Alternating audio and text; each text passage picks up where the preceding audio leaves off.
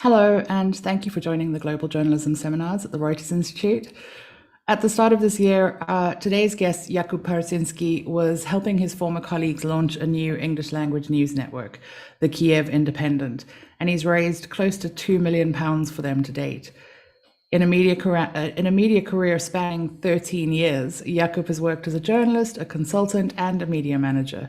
He was editor and CEO of the Kyiv Post during the Maidan uprising of 2014 that toppled Viktor Yanukovych, and he's gone on to complete an MBA at INSEAD in France and worked for McKinsey in London before founding The Fix and J-Nomics Media, a consultancy that specializes in helping outlets monetize their content.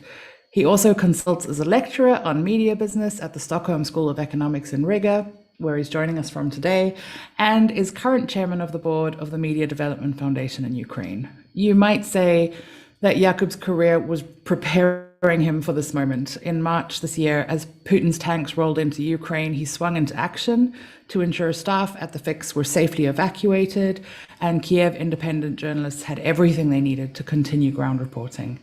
He didn't stop there. He then set up a crowdfunding initiative to support other Ukrainian media outlets through the Media Development Foundation, raising £3 million and counting. Jakub, we are so honored to have you with us today. Welcome. Well, thank you. Thank you so much for having me. Really thrilled to be here and to have the opportunity to talk about what's happening in the Ukrainian media space. Wonderful. I wanted to we're going to do something that we don't normally get to in a global journalism seminar. We're going to do a little bit of breaking news because you've got a new initiative that's launched today. Do you want to tell us a little bit about that? Absolutely. So one of the challenges that Ukrainian media are facing is that following the war, the advertising markets have collapsed, but that's not a problem that's just confronting the Ukrainian media. It's also a problem for a while now for Belarusian media, many of which are operating in exile. And hence we sort of joined with our partners at the sort of Belarusian media group, Infopoint Media Network, and created a joint sales house that represents, I think right now, 15 Ukrainian and Belarusian media. And the idea is to represent them in front of international organizations, global brands, and make sure that over the coming months and years, there's also a marketing, an advertising market to fall back on, and not just donor support, keeping the region's media alive. What are some of the centralized services they'll be able to get from that? Well, to be honest, it's really not that complicated, at least on the high level. It's really about pulling all of these media together and going out and pitching them to global brands. So the problem is, if I'm an individual Ukrainian media, I'm probably too small to go and talk to marketing managers, in London or Toronto or San Francisco. But all of these together, we're talking about 25 million users, many of whom are IT specialists, creative specialists, engineers, etc. So quite an interesting demographic as well. And that sort of gets us into the room with a lot of these big brands. Obviously, we need to make sure that they can deliver as well. So it's helping with production of native advertising, commercial products, all of that kind of stuff, making sure that to somehow save the commercial side of things for the region's media. Was it difficult getting people to agree to join together in this way? Normally, I think it would have been a disaster, because usually when you try to pull media together and sort of, in joint efforts, I mean, everybody sort of says that, yes, of course, cooperation, but then you don't really get much commitment. I think what has been, what offered an exceptional situation is that one, it's run by an external partner, right? So having the sort of the Belarusian media group front and center made it easier for all the Ukrainian media to sign on, because it's not one of their competitors who is sort of running this. And two, it's just the extraordinary circumstances right now mean that, look, anything that can be helpful, people are ready to jump in. So We have high hopes, and looking forward, hopefully this will also be an opportunity to sort of work on market level solutions. Whether it's practices in terms of data. I mean, now Switzerland, Czechia, sorry, are looking at single logins. Having a group of media that represent the bulk of the media market is an opportunity to do that. But for now, we need to get them some commercial projects through the door and make sure that they're funded. Great. What is the name of the group? InfoPoint Agency. InfoPoint Agency. Will they be sharing their data, their reader data, and are there any kind of protections around? So it's difficult because most of the Belarusian media operate essentially in exile, and so when a Belarusian, all the ones who have been, deemed, what do they call it, enemies of the state. There's a technical term that I've now forgotten, but whenever sort of Lukashenko decides he doesn't like some media, it's sort of banned, and then the problem is people can only access it via VPN. So whenever you open the data, it turns out that 60% of your audience is from Zimbabwe, and then 30% is from the Netherlands, and you're like, well, this doesn't make any sense. But there are initiatives to gather that data, to use that data. Obviously, we'll be trying to make that data workable for the commercial partners, because that's one thing. But given that the fix and sort of, I would say our cultural DNA is very much about increasing access and availability of reliable data. I'm happy to work with anybody who wants to work with that and see what can be done. So definitely some exciting things going forward as well. I wanted to switch gears slightly and ask what may sound like a stupid question, but I have a feeling the answer might be quite interesting. How does operating a media business differ when you're doing it in a war zone versus normal human everyday life? So I think that's a very important question. Just maybe to note that I'm coming at this from the perspective of a CFO from Kyiv Independent, and an editor at the Fix. My job is levels but less stressful than that of Olga, the chief editor, and Darina, the CEO. I do not envy them for them. It's been orders of magnitude more challenging, but it is very different. I would say the main thing from I guess from my perspective and sort of from a managerial perspective is that you have to plan with a lot of redundancy, if that makes sense. So both in terms of volumes and more on the tech side, we've got fantastic partners with Dudka Agency. I need to give them a shout out because they've been working around the clock for the last 2 months. Just keeping the site up and running. I mean, anytime something loud happens, volume just spikes like crazy. But it's also about operationally. People need to move around. It's very difficult to go from point A to point B. In Ukraine, you need to make sure that they have, especially in the early days, there was a question of like, in how many different locations do we have cash? Right? Because what if the banking sector, sort of the payment system just collapses? Because that was a very real possibility. And to be frank, it's kind of amazing how Ukraine has managed to keep everything online and operating virtually without any downtime. But, you need to have all of these redundant plans to sort of keep operating. Otherwise, I mean, it's very easy to fall apart. Yeah. Have you switched to paying your journalists in cash, or are you keeping things online for now? I think overwhelmingly online. I don't want to say that there weren't any. I think there was some sort of here's some cash for expenses and things like that, but it was very minor.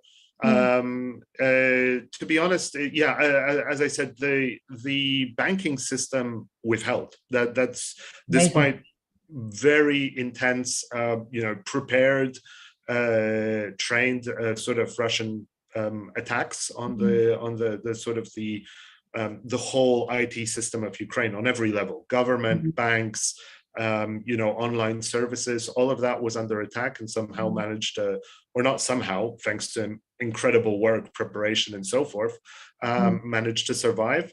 I think one thing that is kind of interesting is also that, the role that crypto has played.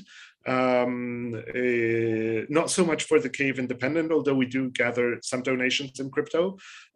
More so, I would say, for the rest of the media sector, as well as the government itself. So a lot of the civil society organizations, a lot of the sort of even regional media opened accounts in crypto.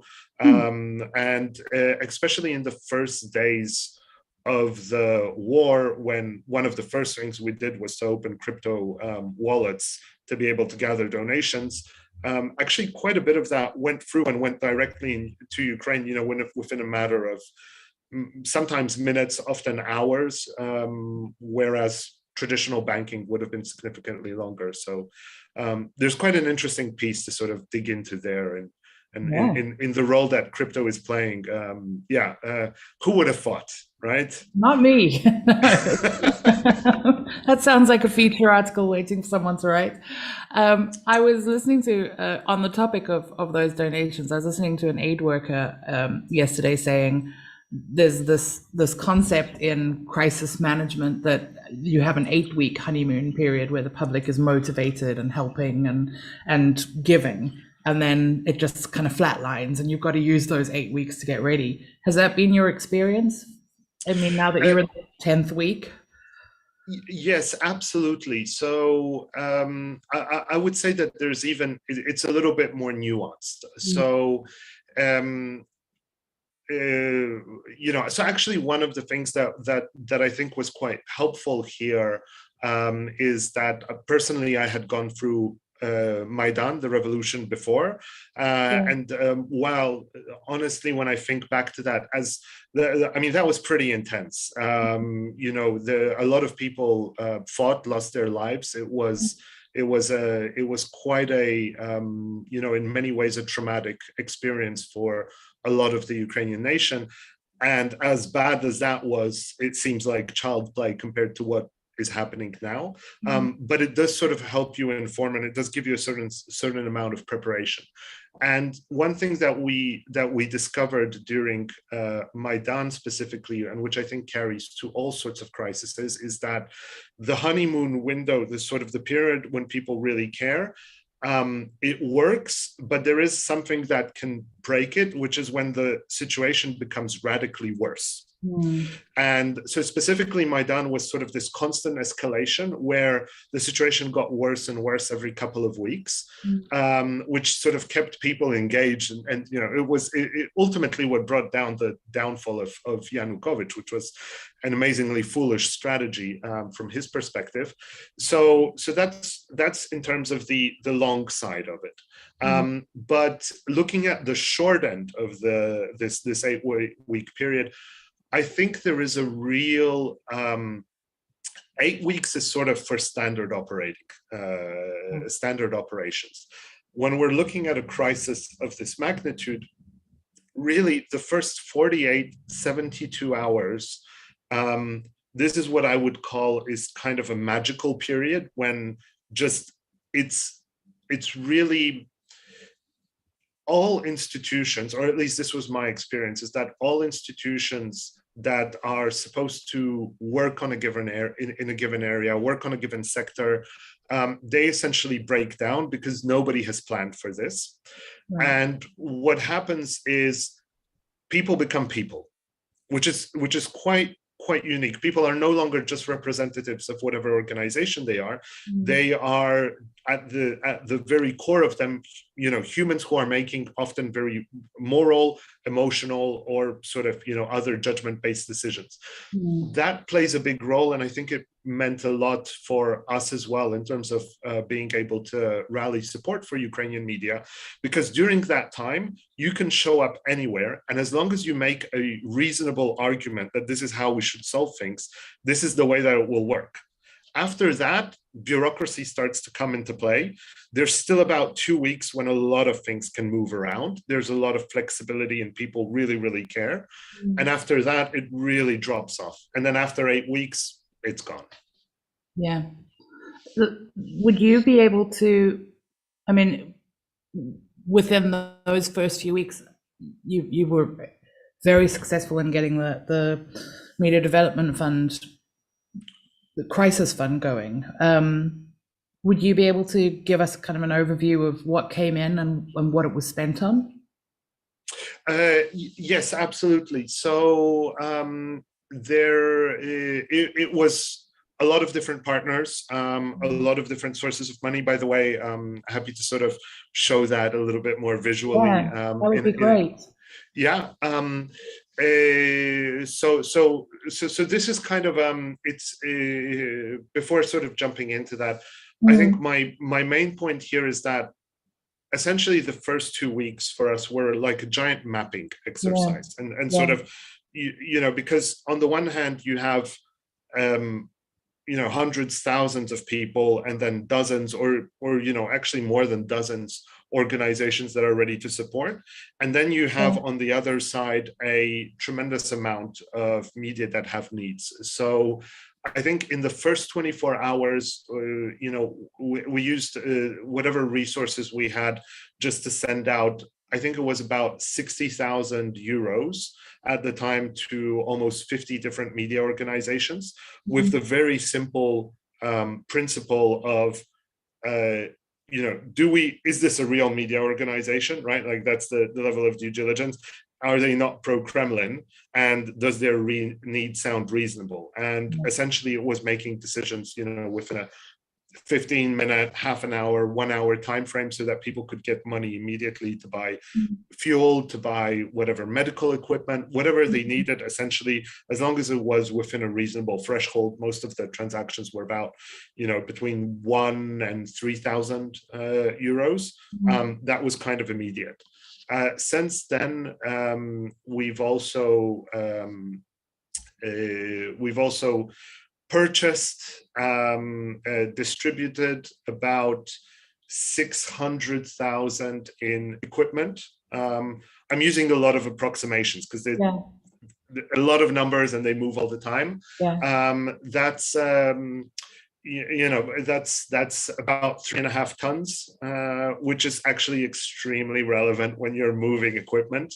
It's all about size and weight and how are you going to process all of it and move it through a country that has sort of, at that point, like 3,000 checkpoints on all of the roads, and you need to make sure to move things along.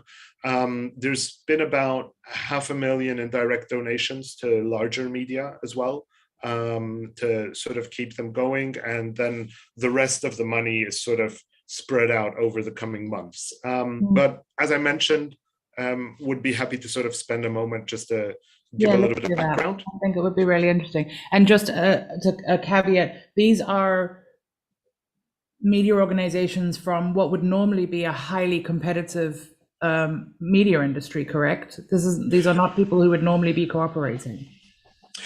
Well, absolutely. I mean, it's not like they all have knives out and are never working together. But what you need to understand, and what I think makes this the support for Ukrainian media really important, is that this was a highly competitive, highly professional media industry that was built through sweat, tears, and blood over 3 decades. And when you look at sort of the level of free press and the performance of free press in Ukraine versus Belarus, Russia, and all of the other countries in the region, this was actually one of the places where things had really worked out. There were a lot of very good quality media. There are still a lot of very good quality media. Many of them were financially sustainable, which is also quite unique in the sort of the CE region.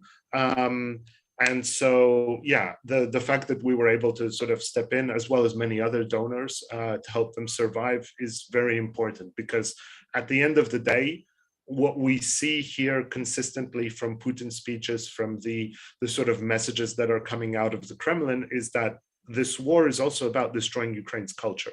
It's not just about taking over. It is really a war that is designed to erase Ukraine. Like they don't even, recognize that this country, this culture has is sort of legitimate, has a right to exist, and media play a key role in carrying that culture, right? So, making sure that they survive was also an essential part of sort of what was driving us. Gotcha.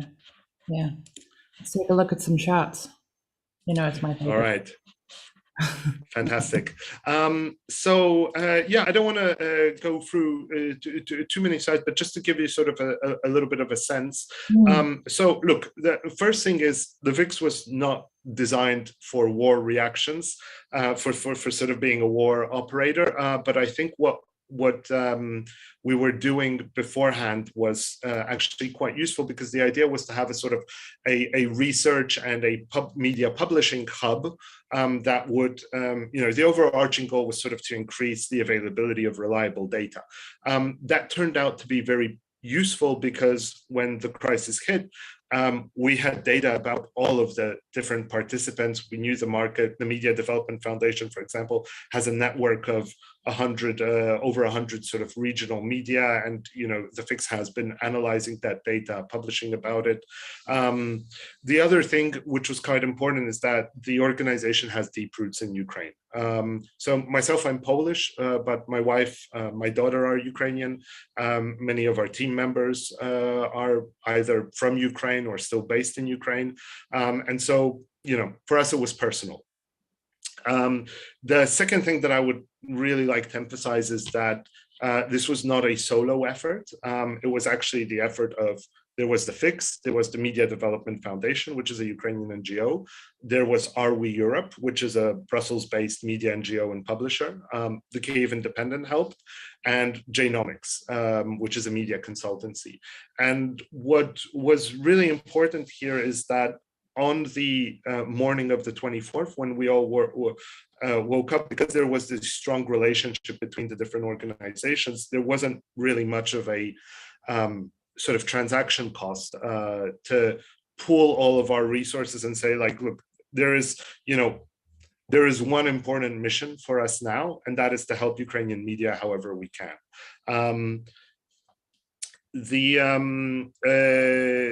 What we tried to do very quickly, which is kind of like what the FIX has been designed to do, is structure the problem.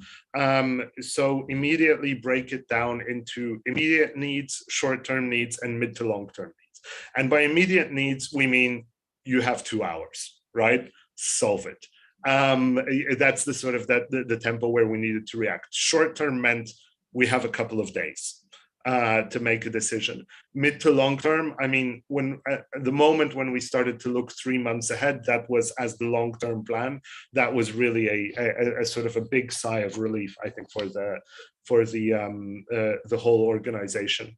The other thing was to even try to break this down further, because there were about 24 people working on this, a couple of volunteers, as well as people from all of the different organizations.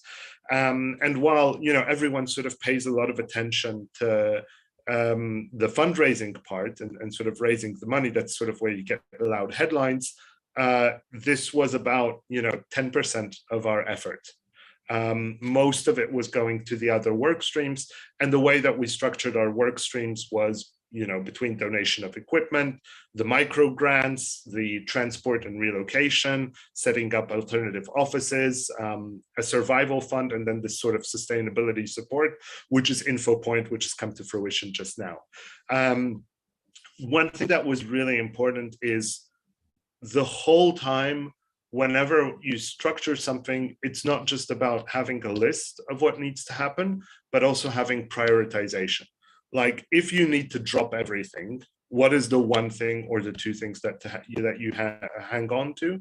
In the first kind of 3 days of the war, when everyone was telling us, the Russians are going to take over Kyiv in 3 days' time, in 4 days' time, They're going to capture the whole country. As my colleague Guy from Genomics said, well, okay, what can we do in those 4 days, right? If we have 4 days, how do we make the most of them? And so initially, the two priorities for us were equipment, getting as much PPE. That's vests, that bulletproof vests, helmets, tactical glasses, emergency bandages, IFAKs, all of that kind of stuff, into different spaces around Ukraine, because there was this fear that, okay, you might get it into a city, or you might sort of get it to central Ukraine, but what if the city where you need to get it to is surrounded? I think what we need to remember is now, it seems quite distant, but there was a moment where there were Russian troops and fighting all around Kyiv, basically on every single one of the directions. And there was a real sort of fear that we're looking at another siege of Sarajevo, that the city will be closed down and there will be no way to get in or out.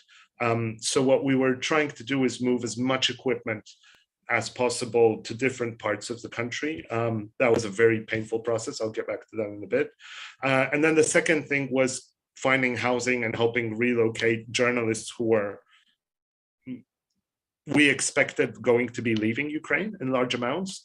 Turns out not that many left, and many of the ones who left returned very quickly afterwards, right? Thanks to the Ukrainian armed forces, who managed to keep the Russian troops at bay. But you need to sort of plan as well for the worst case scenario, not just for the best case scenario. I think just to highlight a couple of things. So a lot of the support came from a lot of sort of classical donors, but also donors that don't typically give money to media. So, for example, the Archwell Foundation, which is from the British Royals, I think they're technically in the US, but that was, we had that one headline one morning that, Meghan Markle has sort of donated a fund for Ukrainian media, which sort of cheered everybody up.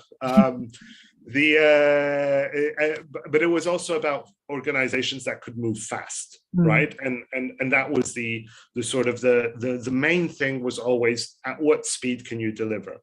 And here, I think there was something that was quite interesting, which I think was also unique to the current crisis, or at least I haven't seen something like it, which is the incredible role, really, I would say, fundamental role that other publishers had from across Europe. I mean, mostly Northern Europe, as you can see from the map. But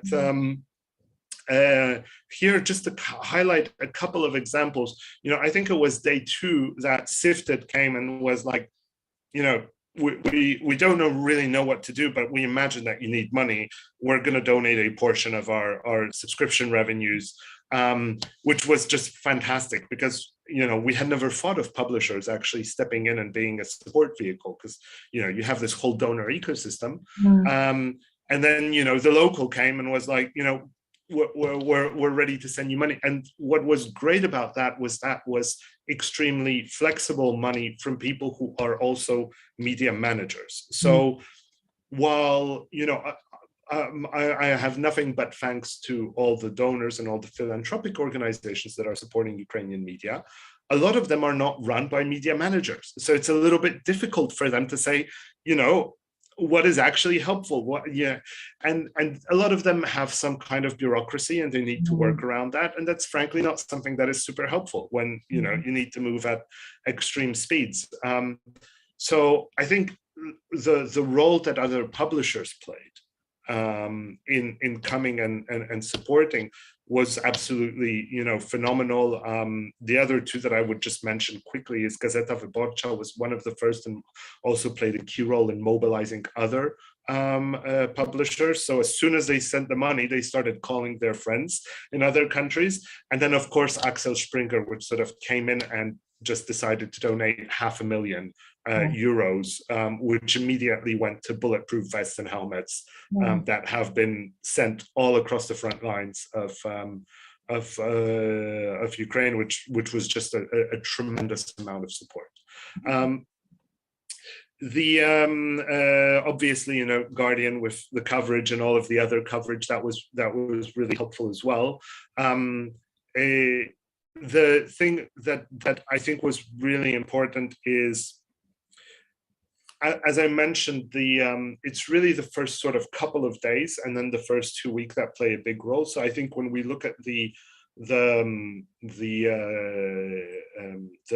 sort of the funding as it came in, probably 75% of all the money came in through the first, or maybe 2/3 of the money came through in the first 2 weeks, right? And then the 1/3 over the next 6 weeks. Where we got lucky, in a sense, was that one, we had all of these organizations coming together, and two, we quite quickly got the message out.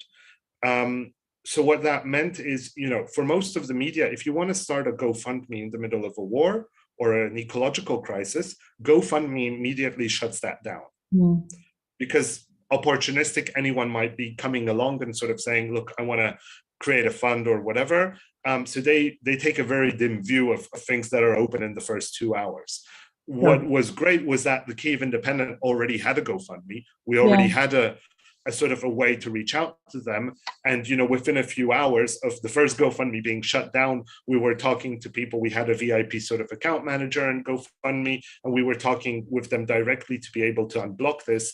And that's what sort of gave us, 2 weeks head start over everybody else in the media sector. The other sort of one very last kind of comment is, look, throughout this whole period, I would say that at least half of our resources went to managing logistics. And this is something that is an absolute, nightmare. And it's when I look to the way that a lot of the organizations are thinking about logistics, or a lot of, so this is how everyone kind of sees it. Like, you get stuff to Warsaw, move it along, get it to Kyiv, and then send it to the front lines. This is what it looks like in reality. So you get it to Warsaw, you have 4 customs checkpoints to get through. Each of them requires a different document. Then you have to get it across the border, again, 4 different sort of documents. You break it up, you send it all over the place. I think at the peak, we had sort of, 7-8 people who were working almost full-time, just managing the logistics. And when you look at, in parallel, sort of people who are coming in, we want to buy like 100 vests and ship them. It's like, no, you're not.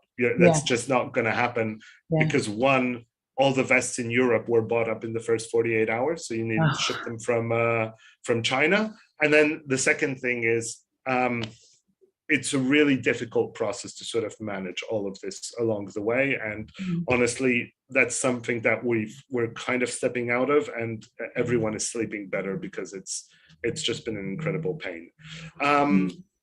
Look, what did we learn along the way?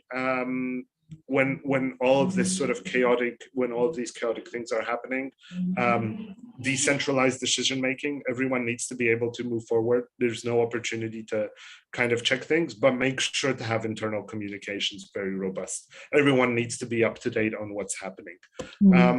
Externally, keep messages but loud, simple but loud. So which is why also we put the Fix as the umbrella, even though there were lots of these organizations, actually supporting the effort. We just wanted to keep things as simple as possible. Prioritize ruthlessly. I think that's kind of obvious, but when in doubt, just solve whatever is in front of you. Right. If you're lost, if there's a million things that are raining down on your head, just solve the thing that's right in front. The other thing which is really important is have as much data available as possible. And I think here we have a real systemic problem in the media sector, not just in Ukraine, I would say all over the world, is the quality of data that is available about media is just absolutely I mean, it's really sad to say there's almost nothing. And that also gave, I think, the fix a big head start in the sense that we have been doing research. We knew all of these media, we knew what their budgets were, we knew how much they would need for different activities, where they were based, where their teams were. I mean, all of that is something that would have taken weeks to sort of compensate. And then finally, things will break. People, systems, communication, build redundancy. It's a huge psychological pressure, and people will crack. And it's just normal. And then the other thing is, don't follow the news, right? Like spend 2 hours at the end of the day or in the morning just to be up to date, because you need to be up to date, or take like small half-hour breaks. But if you get lost in doom scrolling, you wake up 3 days later in a sweat, in a panic, and it's just, no one's benefiting from that, especially you. If you actually have to get stuff done, outsource following the news to one person on the team and let everyone else work. I've got a couple of questions coming in from the seminar room downstairs about this topic. I do also want to speak about Kyiv Independent at some point, but let's go first to Guillermo's question. Are you guys? There we go. And Guillermo is from Uruguay, and he's got a question about what happens next. Thank you for being here.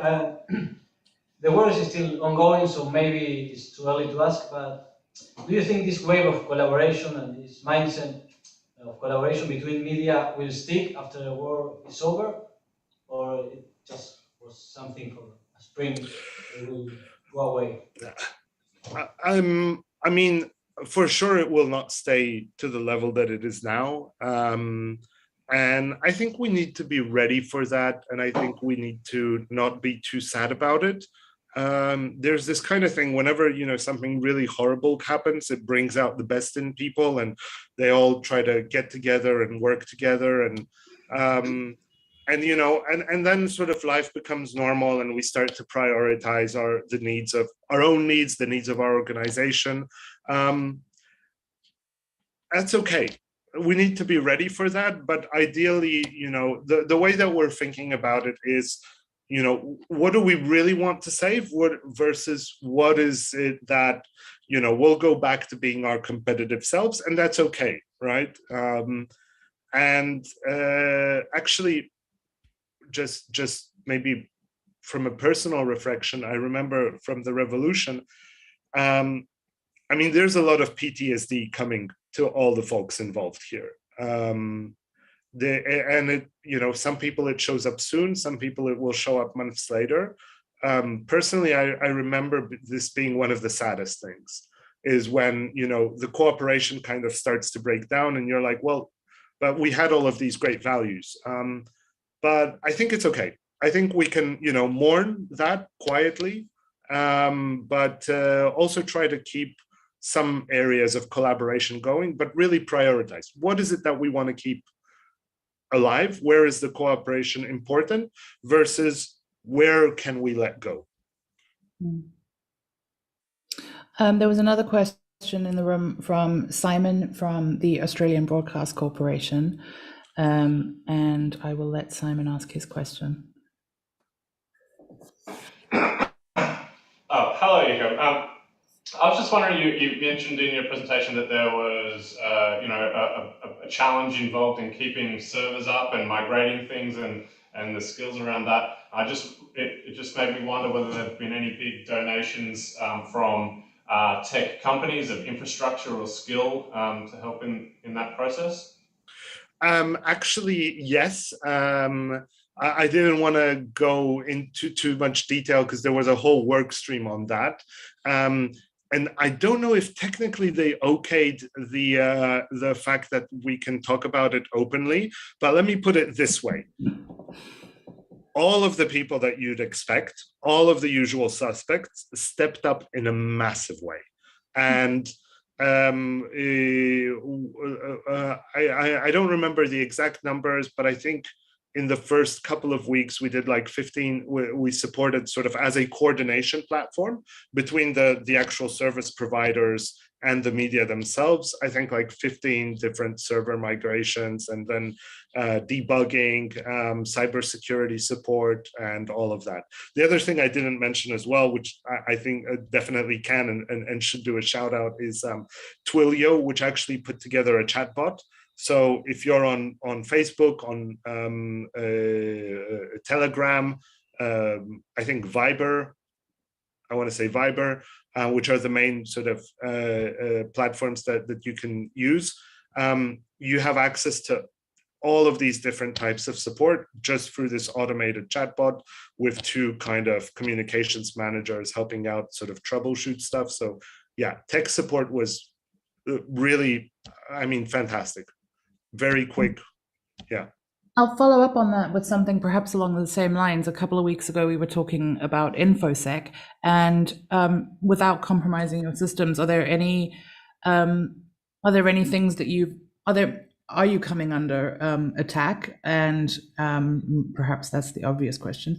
And are there any lessons that you've learned that you'd be able to share with us?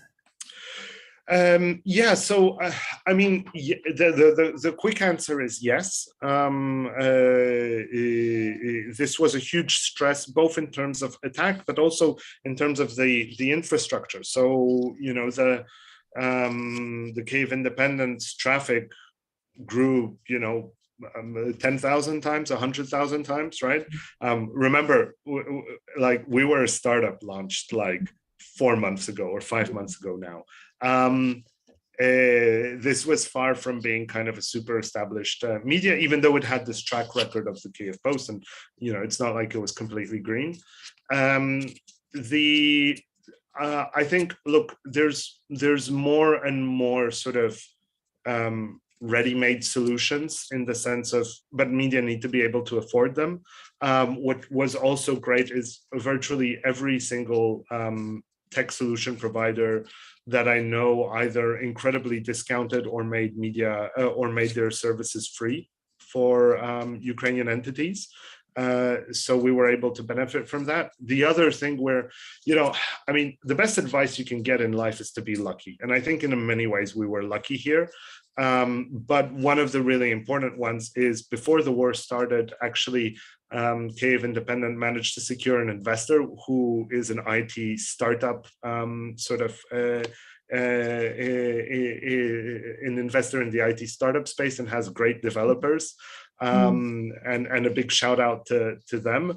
And so having an investor who is from the IT and startup space is actually really, really helpful for media and can be an incredibly valuable partner if you find the right person. And I think we were lucky to find the right person. I want to stay on Kyiv Independent for a second. Did you know when you set up Kyiv Independent that it was going to be a crowdfunding model, and how relieved are you that it was? Well, incredibly relieved. I mean, that was part of the model from the start.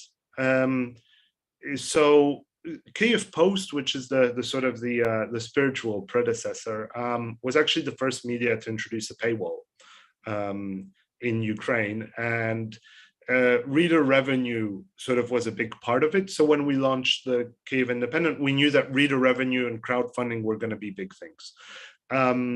The second point, I think, was, which was really helpful, is that you know, we had all of this infrastructure in place. We didn't need to set it up. So Patreon, GoFundMe, all of that was there. And you know, and in terms of our strategy, I mean, we were also looking very much to the experience of Deniken, who, you know, is fantastic. I know that you've written about that case quite a few times, but yeah, I mean, you know, we clearly saw where the wind was blowing, but oh my God, did it help that everything was set up on time. Yeah. Almost amazing. Are there any drawbacks to that crowdfunding model? Well, I mean, so far for, you know, I think so far for the Kyiv Independent, I would say no. we do need to get a little bit better in terms of community management and making sure that everyone is happy. I think for now, all of our supporters are kind of quite understanding that, there's a lot of burning issues and maybe we aren't, doing as many surveys and needs assessments and talking to our community quite as much as needed. But, I think everyone kind of understands. I don't think there is a huge problem. There is a bit of a risk down the line. I think maybe less for the Kyiv Independent than for other media is that,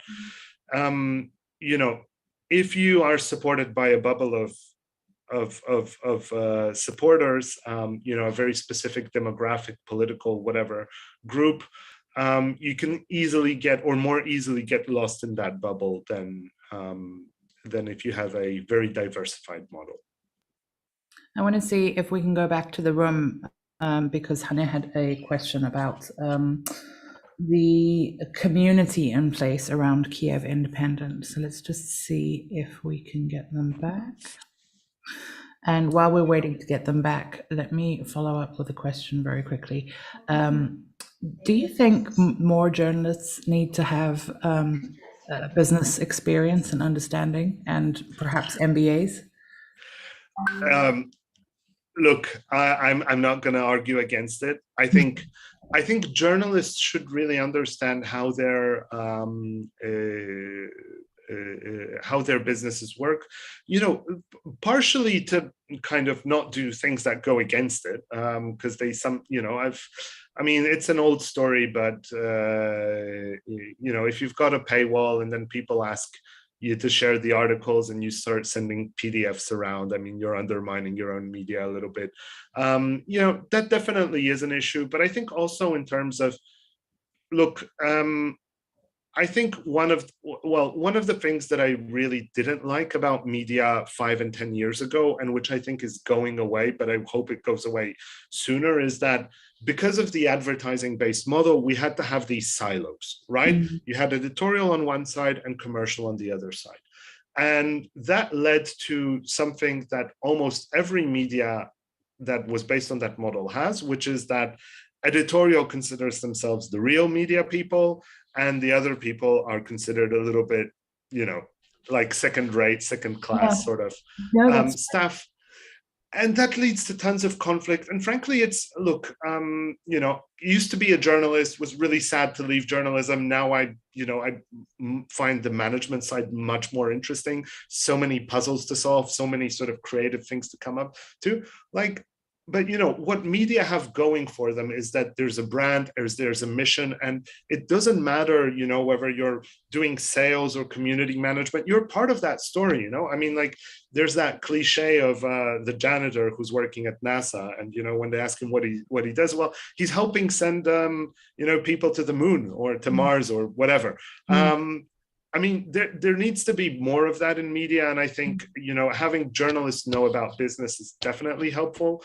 But also, look, as an industry, we're still weak on project management. We're still weak on, operations, processes, all of that kind of stuff. I'm not saying MBAs are the solution to everything, but we can definitely increase the amount that we have, add a bit of that ingredient, because the industry is a bit lacking. Without getting too kind of colorful and theatrical, it is the sort of the closest I ever feel to something like a god is when I see this level of cooperation between the media managers and the journalists and the audience managers and every part that goes into putting that out. And then when I see the level of collaboration between those different teams that you've managed to achieve in the face of evil, it's makes my heart sing. Anyway, we're going to go to Hanne. Well, huge thanks to Vladimir Putin on that account. Yes, honestly, the amount of collaboration that he has generated is really out of this world. Yeah, it's wonderful. Yeah, we should give him a Nobel Prize. Hanne. Hi, maybe not. No. Thank you so much for being here. I have 2 questions, if I can just jump them right in. First was, as we've been talking about, Kyiv Independent has gotten a lot of support from abroad, and I was wondering, has it created any tensions in terms of solidarity being the one that's sort of out in front and getting all of the international support in what you were saying is a very competitive media industry in Ukraine. And then the second question was just, you've done such an amazing job of preparing and learning as the world has sort of collapsed around you. But is there anything that still just completely blindsided you that you weren't prepared for that's happened in the last 8-10 weeks?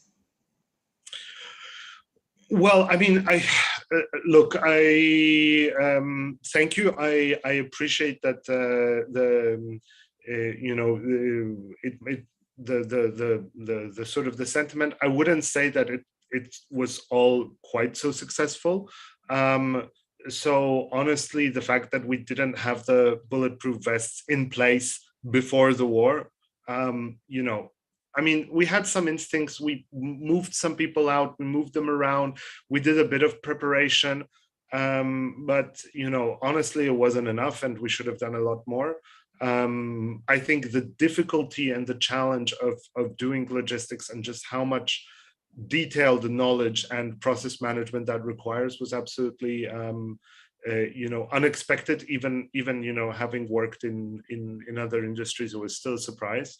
So there were a lot of things that I think we could do better, and hopefully we won't have to, but you know, we'll know for the future, or for, you know, I don't want to say next time. I hope there will never be a next time, because this is so horrible. But yeah, regarding the competition or sort of the tensions, that's an excellent question, and to be honest, that's actually what motivated us. Us meaning the Kyiv Independent, to very quickly start to push and put resources to help fundraise and support our other colleagues, because the Kyiv Independent was in a very privileged position. There weren't that many sources of reliable information in English, and all of a sudden the world was following. And where did that following start and stop? It often with the Kyiv Independent. So we tried to get in front of that as quickly as possible, launching, you know, the second GoFundMe, I think it was hours after we started working. We were like, okay, it looks like a lot of support is going to come to the Kyiv Independent. We need to make sure there's other support that goes to other ones. And also changing the messaging. I think if you look back, first couple of days, there was a lot of support us in the Twitter feed, and then it became more of like, support our colleagues, right? Because we are starting to be in a place where we're more comfortable. You know, does that completely alleviate tensions? Probably not, but I think we did manage to solve a big chunk of that problem. Brilliant, thank you, Jakub. I want to play devil's advocate for a second and ask you, as incredible as all of this collaboration is, seeing people working together, sharing data, and as incredible as the collaboration from the readers themselves is, let's just say, very broadly speaking, with more people shifting into reader-funded models, is there a concern that a combination of demands from the readers and audience data could impact impartiality? I think yes. So there's actually look, when you look at sort of what people are ready to pay for, and I think this is something, by the way, that we see also in donations to sort of investigative or sort of very mission-driven media. What people want to see is a result, usually a political result. Somebody goes to jail, somebody, you know, is taken out of public life. Usually it's negative. It's rarely we did an investigation and this guy or this girl is so great that, you know, you need to make them minister, right? It's usually we did an investigation, turns out this person's corrupt and you need to put them in jail. What people pay for is the political result. They don't necessarily pay for the 8 weeks or 8 months of research that some journalists did to get to that result. And that does create a risk that there's going to be media that are just going to focus on, you know, it already exists, by the way, media that are, you know, pushing various political messages, activist messages as the way to fundraise. And, you know, can you do that a little bit without going overboard? Probably. Are there big risks about going too far with it? Definitely. The other problem with reader-funded models is that, a lot of the challenges these days is that, there's some people who follow the news who are very well informed, and then there's a lot of people who don't follow the news and or are very poorly informed. And most of them don't pay for news, right? Like it's rare to have it's quite rare to have reader-funded media spread outright disinformation. But if content is only accessible to people who pay for it, then there's a big chunk of people who aren't covered. Very good points. We've got 5 minutes left, Jakub, and I wanted to spend them talking a bit about what your journalists and media organizations in Ukraine still need support on, what the international community can do to help.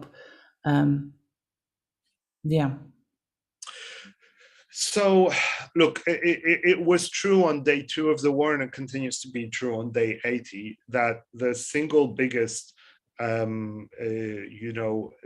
way to keep journalists safe in Ukraine is anti-tank weaponry, right? It's we've had consistent targeting of journalists, or obvious, completely oblivious targeting of journalists by Russian troops. And it's just, as much as, if we want to keep, journalists safe, then, right now, actually, one of the biggest sources of that is the Ukrainian armed forces. That's not something that's going to be on forever. Look, I worked in Ukraine for many years as a journalist. I know, work across Central and Eastern Europe. A partnership of the military and journalists is not a natural one, and it's not one that, we're super naturally comfortable with. But right now, this is the biggest support. So if people can, that's the first thing to do. In terms of supporting the media, I would say, look, it's also important for us to take the longer term view, because right now what we have is we have a whole lot of donors, international donors, who are jumping to the occasion to sort of support Ukrainian media while it's in the headlines, and probably a lot of programs that will be launched over the next couple of years. But we've seen this, especially in the CE, but also globally, time and time again. There were the wars in the Balkans, lots of support came in, media grew, support left, media collapsed, right? There was the Caucasus. Ukraine, this is the third time, right, that there's going to be such a wave of support. We also need to think about how we can sustain a competitive, competent, sustainable media ecosystem through this wave and after the sort of the support goes away, because that is a real treasure that that we can't let die. When you think about how this ends, or when you dream about how this ends, what does it look like?